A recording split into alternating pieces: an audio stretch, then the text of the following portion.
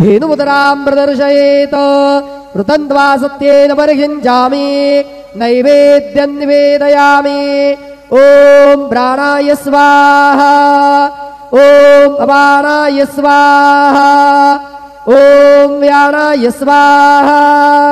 ॐ उदानाय स्वाहा ॐ समानाय स्वाहा ॐ ब्रह्मणे नमः नैवेद्यमध्ये पानीयं समर्पयामि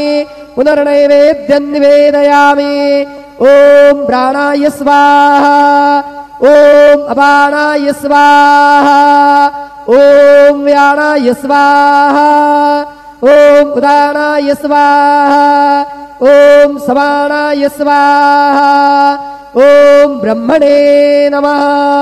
नैवेद्यं समर्पयामि हस्तप्रक्षालनं समर्पयामि मुखप्रक्षालनं समर्पयामि शेषोपचारार्थे प्रार्थनापूर्वकं नमस्कारं करोमि